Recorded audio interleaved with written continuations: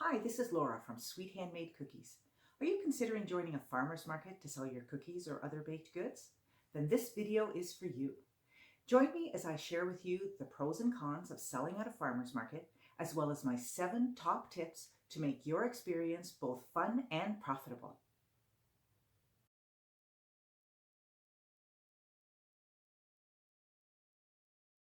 So I had always enjoyed shopping at farmers markets. And so when I was trying to build up my business, I decided that selling at a farmers market might be a great opportunity. And it turned out to be just that. I ended up being with my local farmers market for 7 seasons. The season ran from late spring until early fall. And in addition to great weekly sales, I also met a lot of people who turned into customers. And so I got a lot of custom orders in addition to the weekly sales. It was a great opportunity.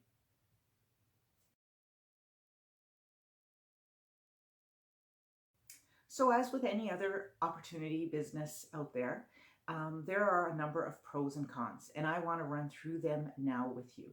So, first, we'll talk about the pros. So, the first pro that I found was that the majority of your customers that you're going to meet at the farmers market will be local people. So, if you are not interested in shipping your products, this is a great way to meet people that are close to your neck of the woods and can buy from you locally.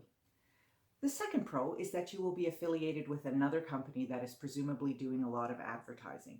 Piggybacking on with a farmer's market means you are going to benefit from all the advertising that market is doing, as well as the majority of the other vendors. So, in addition to the advertising you're doing, the other vendors and the market will be advertising, and that will draw in customers that you will get the benefit from. So, it's more bang for your buck. Another pro to being a part of a farmer's market is that you can actually let your customers taste your products. Unlike social media, where all people can see is beautiful pictures, being at a market, not only can they see your beautiful products, but they can taste them, and that's a real bonus. Another positive experience being part of a farmer's market would be that you can actually have face-to-face time with potential customers and make a real connection. Finally, another thing to consider is joining a farmer's market gives you an opportunity to get your feet wet. Maybe you're not ready to open a storefront, but are thinking about it. Maybe you have no interest in opening a storefront at all, but you still want to have some exposure of having your products out there available for sale. A farmer's market can help with both of those situations. So this could be a long-term thing. You could be in a farmer's market for years and years, or you could do it for a season or two until you've met a lot of customers, until you feel comfortable enough going into sales in that capacity. It's a great way to get your feet wet. So there are a number of cons to joining a farmer's market. And the first one would be the weather. My market was an outdoor market, so we had to contend with wind or rain or thunder showers. All those things were a potential risk of being outdoors. And of course, inclement weather made it difficult to display your products in a nice way. It also made it hard for customers to come out to the market. A lot of customers would really rather just stay home than come outside when it's thunderstorming, and so the crowds would be smaller and sales would be down. That definitely is a disadvantage to being part of a farmer's market. So another con to being part of a farmer's market would be the fact that you are giving up weekends if you are part of a weekend market. It's just not that easy to pick up and leave on a Friday night if you really do have a commitment to being at the market on the Saturday. And Saturday markets are usually the most successful, so you probably do not want to be missing them on a regular basis. And so the last con that I would bring up would be the fact that you don't know how much product to bring. You will go home some weeks with extra product and you have to figure out what you're going to do with it. Are you going to be giving it away? Are you going to be trying to sell it in a different way? Are you going to be bringing it back the following week? That's a decision you would have to make.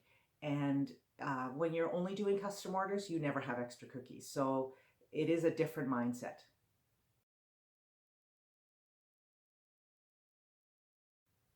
So here are my 7 tips to make your time at your farmer's market fun and successful. So tip number 1 is all about how you display your products. Make your entire booth beautiful. Make sure it's tidy, make sure it's clean, have a great tablecloth, but most important, display your products in a great way. Prop them up nicely in beautiful trays. Try to add height however you can do it. My last season at the farmer's market, I had a great display stand made for me, and this was a great way to display my cookies. It really brought everyone's eyes to them. But there are other ways to do it. Use your imagination and draw the customers in. So the second tip I want to offer you is about your signage and showing your previous work. So I had a number of different signs over the years. My last one was obviously my favorite. It was a nice big sign. It spanned the entire width of my booth. You could see it clearly from the other side of the market. I always thought it was important that people, even from far away, could tell what I was selling. And, it could bring people up and over. So that was good. And the other thing I had was previous pictures of my previous work. So I had originally a photo album with pictures. I had wanted to do a digital photo frame, but I didn't have access to electricity. And also with wind and rain, I always thought that was a little risky. So the photo album worked great. But in the last year, I had a book made up at Costco. It was about $30. It cost had about 25 pictures in it of some of my favorite cookies. And, it could sort of start a conversation with potential customers. They would see a picture of a baby shower set, and we could talk about other cookies that I had done. I could then sort of go to my phone and pull up other pictures. So that really worked great for me.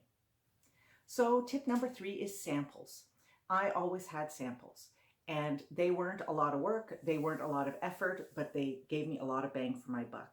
So the way I worked it is I used leftover dough at the end of the week and made little quarter-size cookies. I flooded them with whatever royal icing I had left, no design on it at all other than a simple flooding. And I would bring those to the market in a large jar, and I would offer them to anybody who walked by. My cookies looked great, but nobody could tell they tasted great until they actually tasted them. And so it was very interesting to watch people show absolutely no interest in purchasing a cookie. I would give them a sample. I would watch them walk away and eat the sample and then stop and then turn around and then come back and buy a cookie. So I knew that getting them to taste my stuff would make them want to buy my stuff a lot of the time. So that made samples very worth it. I was always in charge of the sample jar. I handed the samples out with a pair of tongs, and no one else ever touched them, so everything was very clean.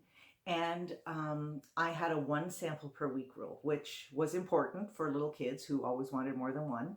But, they quickly knew they could come for 1 sample this week and they could come back next week for another sample. That was just a rule at my booth that everybody understood, and it worked really great. Samples were worth their time and effort. So my tip number 4 would be to specialize. I am a pretty competent baker, and I could do almost anything I tried. But over the years, I got better and better and better and more time efficient at making cookies. And so if I spent an hour making cookies, I could probably make a lot more money than if I spent an hour on pies or cakes or something else. But because I considered myself a baker, I would often take on orders for things that weren't my specialty. And I would spend a lot of time trying to make them right, and maybe even money on ingredients when it wouldn't go as I wanted. And in the meantime, I was sacrificing my time making cookies so I could make these custom orders. It took me a little while, but I did figure out that it just wasn't worth my time or effort to be making things other than cookies. And so I eventually drew the line at cookies. And I could spend all my time on those, and I could, make the most money possible by just specializing in the one thing that I was the best at. So my tip number 5 is about the designs of your cookies. I found it was important to keep my designs kid-friendly and to change my designs up every week. Kids really responded to coming to see what would be new at the market, and it kept things fresh and fun for me. So tip number 6 is about having a pitch and making it personal. So I worked hard at having a pitch a little spiel that I would give every customer as they walked by, every new customer. I would let them know that I did the farmer's market, that I did custom orders, where I baked out of, the things that were unique to me and that would set me apart from other bakers that they might run into. And I tried to make my connection with my customers personal. I tried to learn their children's names. I tried to greet them when they came with their names. And when they were leaving, I would often say, "See you next week," hoping that would encourage them to come back and visit me again. So tip number 7 is about promotion. Don't rest on your laurels. Don't expect people will come to the farmer's market just because it's there. It it was my job as well to try and bring in customers. And it would be your job if you joined a farmer's market. So not only did I make a video every single week. Hi, it's Laura from Sweet Handmade Cookies. I'm at the Bradford Farmers Market today, where today our theme is superheroes. I've got Spider-Man cookies, Superman, Batman, the Incredible Hulk, and Captain America. But I promoted myself before the market day came. So on Wednesday, Thursday, Friday, I would start posting pictures of myself or of my work that was going on in my kitchen, so that my customers would start anticipating coming on Saturday. If they saw their very favorite character or their very favorite design coming out of my kitchen, they might just pencil the farmers market into their day for the Saturday. So I promoted as much as I possibly could. One post is not enough, in my opinion, and mix it up. So do some video, do some fun stuff, do some Insta stories, do what it takes. The possibilities are out there. They're generally free, and you can utilize them to make yourself more popular and in demand. That's it. Those are my tips to help you have a more successful and fun farmers market experience. I did a farmers market for 7 years, but I've been in business for 10, and for the last 6 years I've done decorated cookies exclusively. So over 40,000 cookies have come through my doors in the last 6 years. I'm happy to answer any more questions you might have.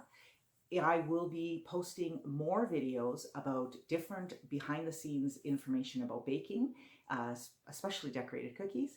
And I hope that you will subscribe to my channel, and I hope that you will follow me on social media. All the links are in the comments and description down below, and I will see you again soon. Thanks for watching.